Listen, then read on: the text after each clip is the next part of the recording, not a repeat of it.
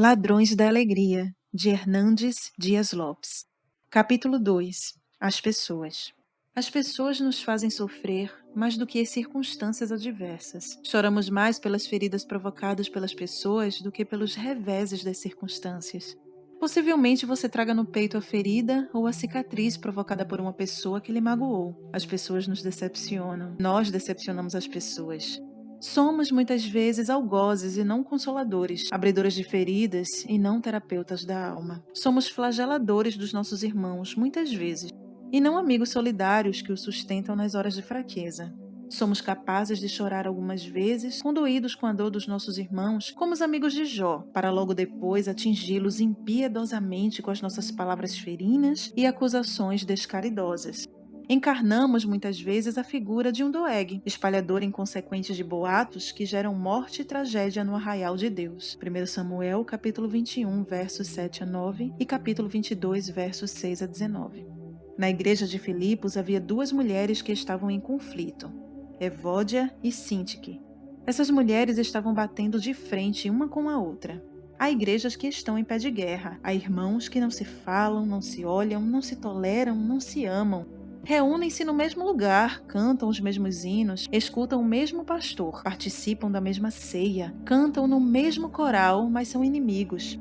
Estão com o coração cheio de ranço e amargura. Paulo fala no capítulo 2 de Filipenses que muitas pessoas estavam trabalhando na igreja com motivações erradas. Uns trabalhavam para se autoprojetar, ou seja, por vanglória, no verso 3. Há pessoas que só põem a mão no arado quando estão em evidência, como os fariseus, amam os primeiros lugares, gostam de aplausos, buscam os holofotes. Há um batalhão de gente assim na igreja, buscando sua própria glória e não a de Cristo. Querem reconhecimento, anseiam avidamente pelos louros, gostam de subir no pódio, amam ter seus nomes nas manchetes dos jornais. Fazem do evangelho um trampolim para saltar às alturas de seus sonhos megalomaníacos. Só que Deus não reparte sua glória com ninguém. Ele resiste ao soberbo. 1 Pedro, capítulo 5, verso 5. A soberba precede a ruína. Por isso, todo egocêntrico é infeliz. Paulo afirma que outros trabalham na igreja para projetar seu grupo, seu time, ou seja, fazem as coisas por partidarismo. Verso 3. Há muitas igrejas loteadas em grupinhos engessados, impenetráveis, onde não há espaço para ninguém mais entrar. O trabalho é feito não para a glória de Deus nem para o progresso do Evangelho, mas para a projeção do grupo. Nenhuma ideia nova é aceita, se não brota do próprio grupo. Eles se consideram os donos da igreja, os detentores do poder, os caudilhos empoleirados no poder de comando. Qualquer pessoa nova que chega é vista como ameaça ao seu status. São como Diótrefes, que gostava da primazia, amava os primeiros lugares e via todo crente que chegava à igreja como uma ameaça à sua posição. 1 João, capítulo 9, verso 11. Como é triste ver gente trabalhando na igreja com motivações erradas, suando a camisa, construindo projetos, amealhando fama apenas para condecorar as medalhas ao mérito sua ganância de autorreconhecimento.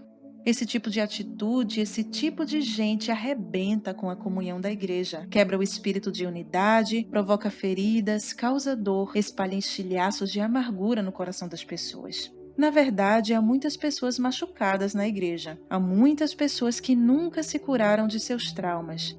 Há aqueles que são vítimas de injustiça, de críticas impiedosas, de calúnias devastadoras. Há gente na igreja com a alma amargurada porque foi pisada e aviltada em sua honra e em seu caráter, dentro do próprio arraial de Deus. Há muita mágoa não tratada no meio do povo de Deus. Há muita gente sufocada por ressentimentos, quase ao ponto de explodir. Há muita gente nutrindo no coração um ódio que cospe fogo como um vulcão. O pastor Enéas Tognini, grande avivalista brasileiro, há cerca de 20 anos, ao percorrer nossa pátria, visitando e pregando em centenas de igrejas, chegou à conclusão que o pecado mais constante presente nessas igrejas era o pecado do ódio. Em minhas andanças pelo Brasil, pregando a palavra de Deus, conversando com as pessoas, ouvindo líderes, aconselhando pessoas, percebo de igual forma que este problema ainda continua. As pessoas hoje estão entupidas de ressentimento. Há guerra dentro do lar, há maridos feridos, cheios de decepção com o casamento.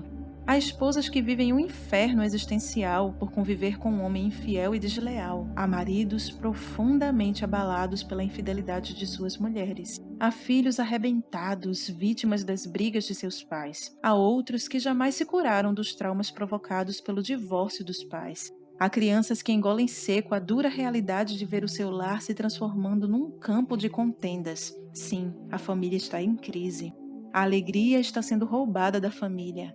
Aquele lugar que deveria ser um refúgio, um oásis, um bálsamo para o coração, está se convertendo em cenário de lágrimas, em arena de disputas e querelas. Os pais, que deveriam ser um ponto de equilíbrio para seus filhos, agridem e os esmagam, tirando-lhes o chão debaixo dos pés, abortando seus sonhos e destruindo suas expectativas. As sequelas de um lar desajustado, os prejuízos causados por um divórcio perpetuam-se na vida dos filhos por longos anos e atingem as futuras gerações.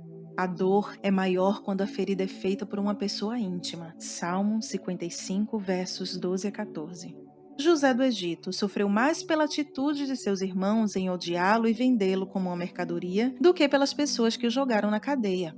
Jesus expôs com maior gravidade o pecado de traição de Judas com um beijo falso do que os açoites e golpes que os soldados romanos lhe desferiram. Davi sofreu mais com a injustiça da perseguição de seu sogro Saul do que pela fúria de exércitos inimigos que os perseguiam. Há muitos líderes de igreja machucados. Há muitos soldados na linha de frente feridos. Há pastores que têm trauma das reuniões de liderança de sua igreja. Há reuniões de liderança nas igrejas que mais parecem um campo de batalha do que um concílio de homens de Deus, e ainda com um agravante: as pessoas ferem os seus próprios aliados. Pregava certa feita numa reunião de liderança de uma determinada igreja. Enquanto pregava, o pastor que estava comigo ao púlpito chorava copiosamente. Após o culto, ele me procurou e disse: "Eu sou um pastor ferido. Há 5 anos eu fui enxotado dessa igreja sem nenhuma humanidade e misericórdia. Até hoje minha esposa chora ao se lembrar daqueles dias tenebrosos. Fui magoado, ultrajado, humilhado. Desde que saí, a ferida se recusa a fechar. Está doendo ainda hoje, como naquela época. Sempre que venho a esta igreja para uma reunião de nossa denominação, dá um nó em minha garganta e eu sinto uma mágoa profunda em meu coração. Eu sinto que minha vida está azeda de ódio. Eu sinto que minha alegria foi saqueada e espoliada. Eu estou cativo desse terrível pecado." Naquela mesma noite, aquele pastor resolveu procurar alguns líderes daquela igreja para pedir perdão e perdoá-los também. O pecado dos ressentimentos não tratados impediu o crescimento daquela igreja por 5 anos. Eles estavam todo esse tempo sem receber sequer um novo membro na igreja. No dia seguinte, reunimos toda a liderança daquela igreja junto com aquele pastor. Houve confissão de pecado, houve arrependimento, houve quebrantamento. Houve restauração e a vida começou a pulsar novamente naquela igreja. O único remédio para curar essa ferida que as pessoas nos causam e que rouba a nossa alegria é o perdão. Perdão não é coisa fácil. C.S. Lewis dizia que é fácil falar de perdão, até ter alguma coisa para perdoar. O perdão é uma obra da graça de Deus em nós. Perdoar é parar de culpar alguém por uma ofensa cometida contra nós. Perdoar é abrir mão da dívida moral que a pessoa nos devia. Perdoar é deixar a pessoa ir em liberdade e ficar livre também. Perdoar é saber que só Deus pode julgar corretamente. É desistir de ser juiz. É colocar o ofensor nas mãos de Deus. É alforriar a pessoa no coração. É não se deixar vencer pelo mal. Antes, vencer o mal com o bem. O reverendo Caio Fábio definiu o perdão como, abre aspas, a amnésia do amor, fecha aspas. Perdoar é parar de culpar a pessoa. É cancelar sua dívida conosco e nunca mais trazê-la à tona. É por isso que a Bíblia nos diz que Deus perdoa e esquece as nossas transgressões. Hebreus capítulo 8, verso 12. O perdão não é sinônimo de silêncio. Muita gente acha que o simples fato de silenciar durante uma agressão e aguentar tudo calado estoicamente, que essa postura por si só já é perdão. O silêncio não significa perdão. O silêncio pode azedar ainda mais o coração. O silêncio pode gerar um congestionamento, um entupimento das fontes da alma. O silêncio pode não desaguar numa explosão, mas provoca certamente uma implosão.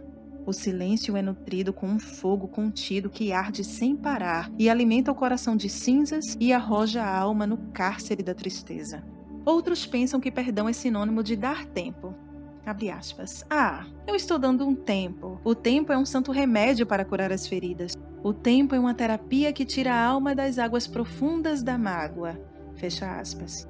Com certeza, dar tempo, postergar o confronto, não é a mesma coisa que perdoar.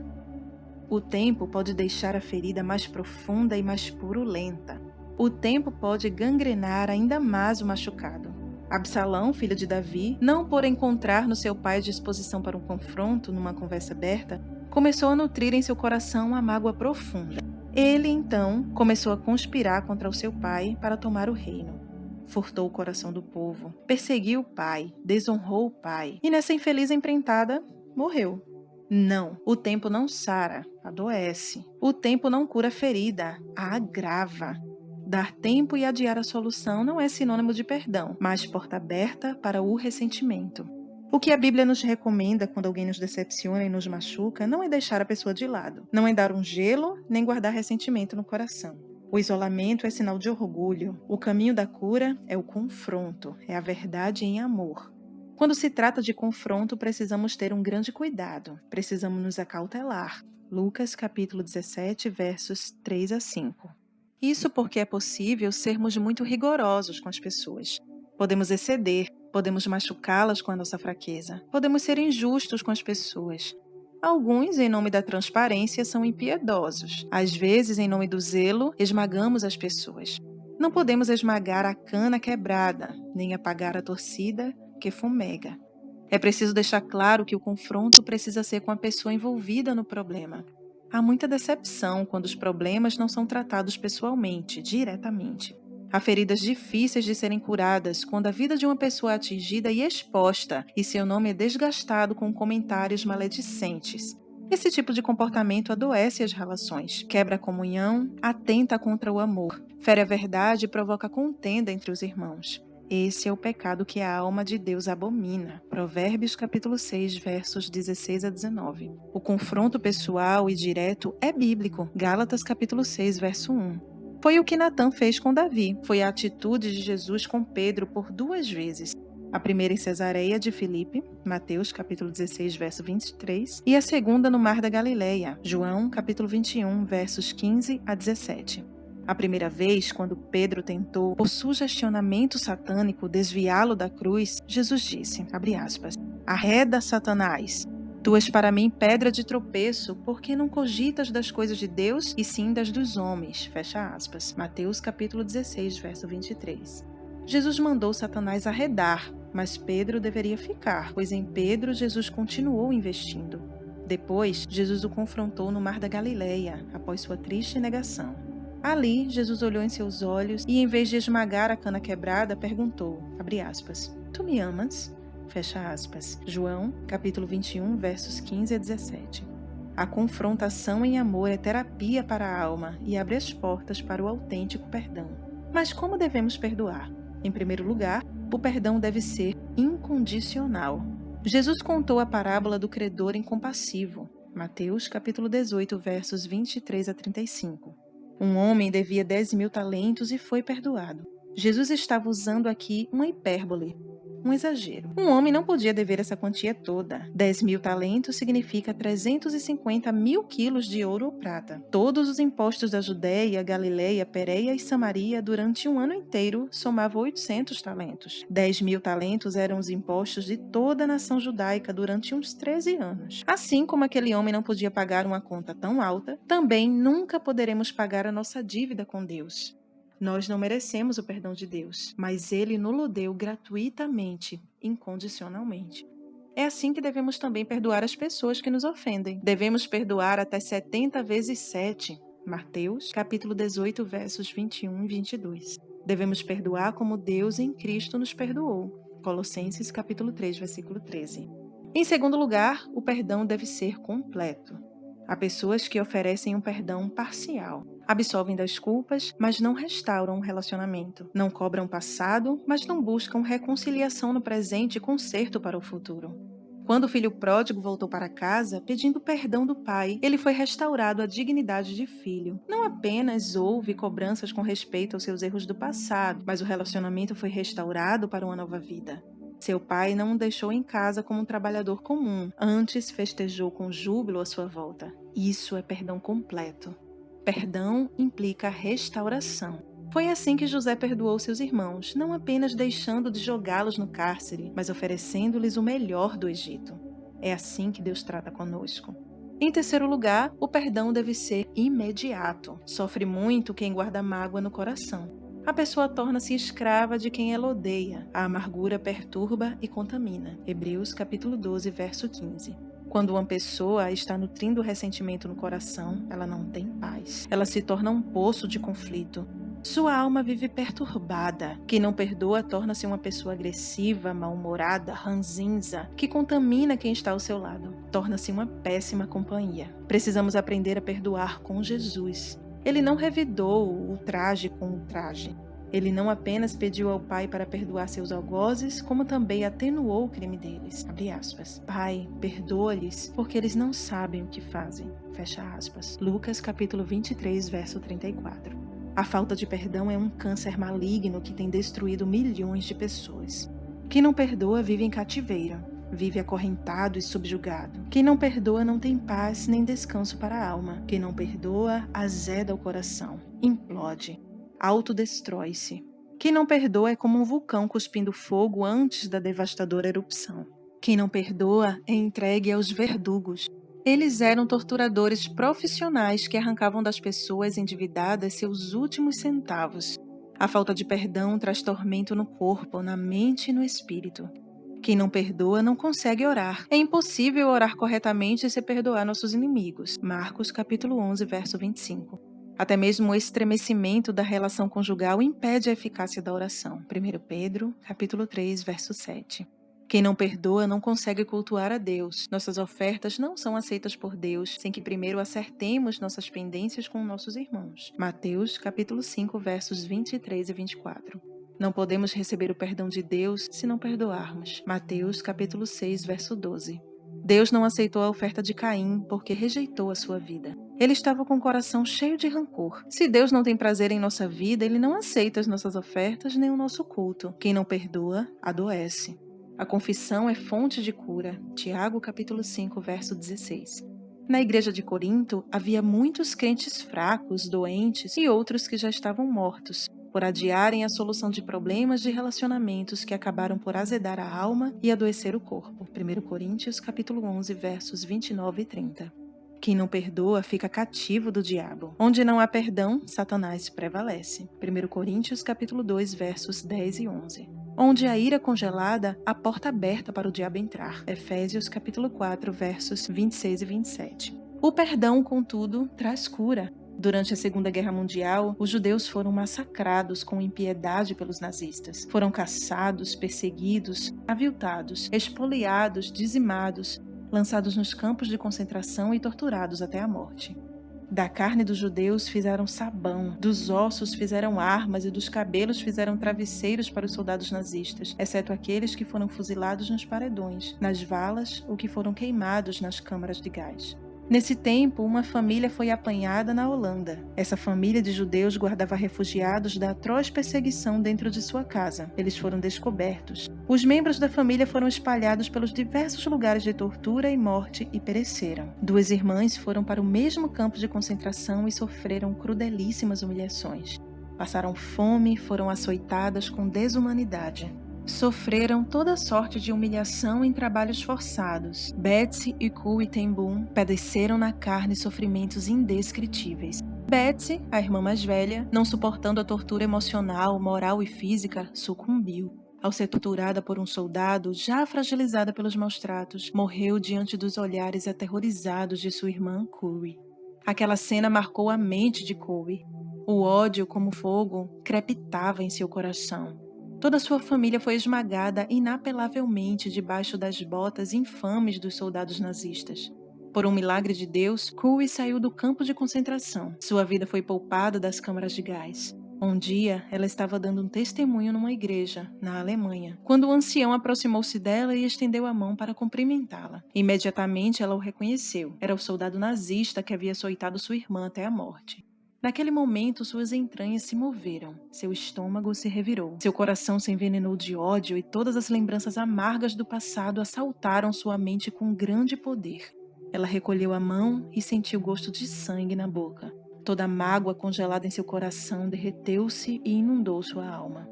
Ela ficou perturbada. Foi quando o Espírito Santo ministrou no seu coração, ordenando-a perdoar aquele homem, ficando livre e deixando-o livre. Ela, então, estendeu a mão e disse: Eu sou irmã de Betsy, uma mulher que você torturou até a morte no campo de concentração.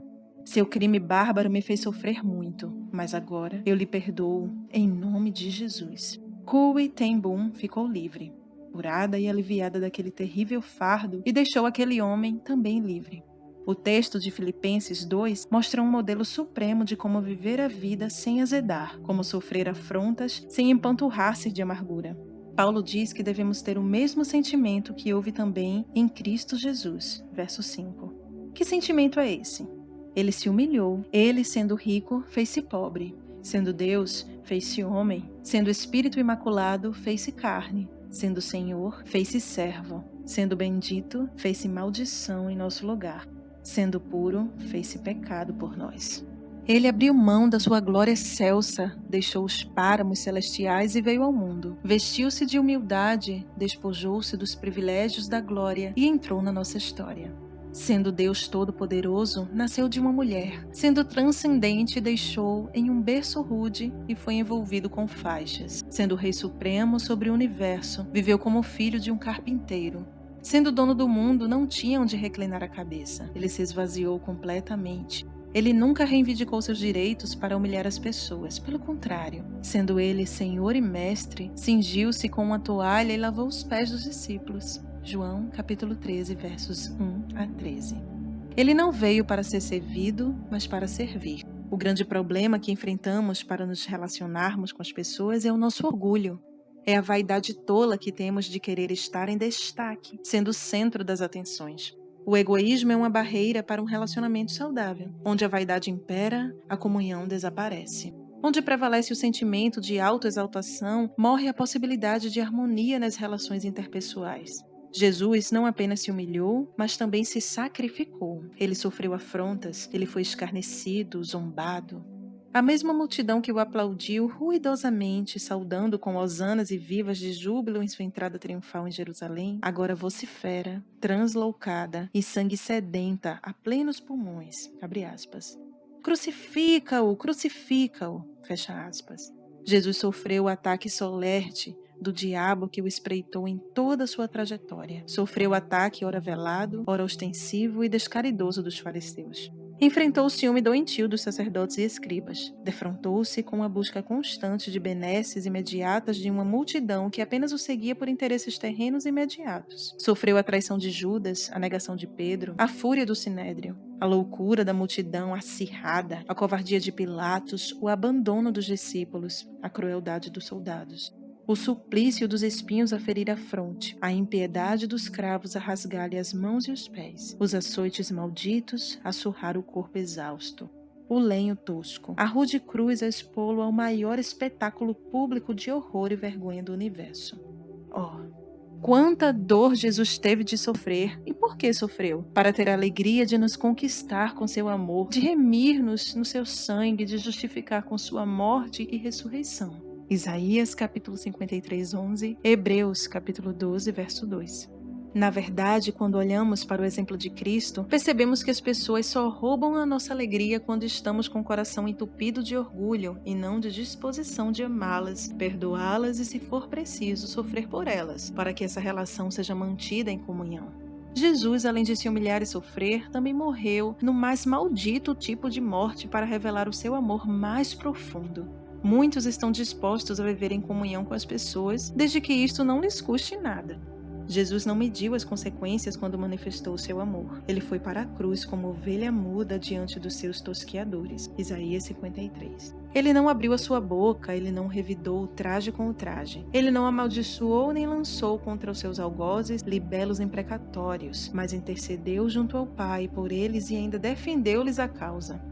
Abre aspas. Pai, perdoa-lhes, porque não sabem o que fazem. Fecha aspas. O amor pensa no outro em primeiro lugar. O segredo da verdadeira comunhão é esta palavra: outros.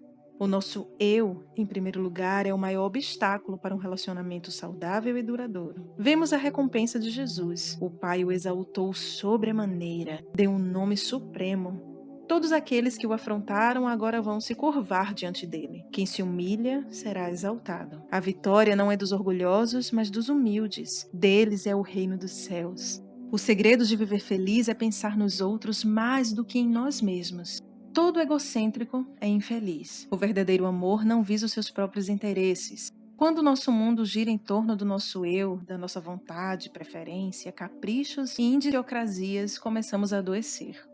Quando tentamos forçar as pessoas à nossa volta a gravitar em redor de nós, tornamos-nos possessivos, carrascos emocionais, carceando a liberdade dos outros. Quem assim procede vive inseguro, sente-se constantemente ameaçado e jamais consegue fazer amizades, pois não consegue confiar nas pessoas.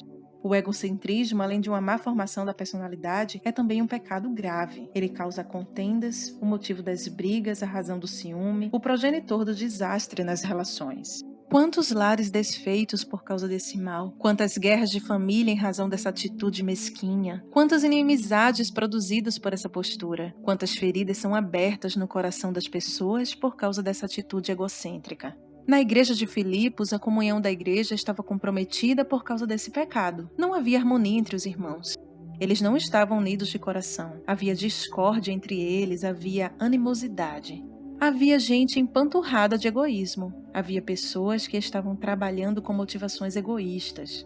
Paulo corrige, então, esse desvio, dando-lhes não somente o exemplo de Cristo, no verso 5 a 11, mas também o seu próprio exemplo, no verso 12 a 18, o exemplo de Timóteo, verso 19 a 23, e o exemplo de Epafrodito, no verso 25 a 30. Paulo, nesses 4 exemplos, sempre ressalta que os outros vêm primeiro do que o eu. No capítulo 1, ele mostrou que o segredo da felicidade é Cristo. Para mim, disse ele, o viver é Cristo. Agora, ele diz que o segredo da felicidade são os outros ocupando a primazia. Quando o nosso eu ocupa o primeiro lugar, todas as vezes que nos sentimos ameaçados, prejudicados e injustiçados, reagimos com palavras ásperas ou com atitudes virulentas. Ficamos magoados, ressentidos e despejamos toda a nossa fúria sobre as pessoas, ferindo-as. Assim, cavamos fossos nos relacionamentos, destruímos pontes de amizades e vamos ficando isolados, ilhados em nossa solidão, perdendo assim a nossa alegria. O segredo para ser uma pessoa alegre é não permitir que as outras pessoas determinem as nossas reações. Muitas pessoas perdem o controle quando enfrentam uma turbulência nos relacionamentos interpessoais. Jesus nos diz que se alguém nos fere, devemos reagir transcendentalmente, oferecendo-lhe a outra face. Ele não esbravejou nem escoceiou seus algozes quando o surraram e lhe colocaram uma coroa de espinho na cabeça e uma cruz pesada sobre seus ombros. Antes, como ovelha muda, foi para o Gólgota. Naquela hora, o seu silêncio foi sua vitória. Seu autocontrole revelou sua superioridade. A sua linguagem não foi vazada pelo fogo da vingança, mas aspergida pelo poder do perdão. As pessoas, mesmo sendo seus algozes, não puderam roubar-lhe a alegria. Seu coração não tinha espaço para o ódio, ainda que sofrendo a maior de todas as injustiças. Jesus nos é apresentado no capítulo 1 como nossa vida, capítulo 1, verso 21, e no capítulo 2 como nosso exemplo, capítulo 2, verso 5. É para ele que devemos olhar, se não desejamos que as pessoas roubem a nossa alegria.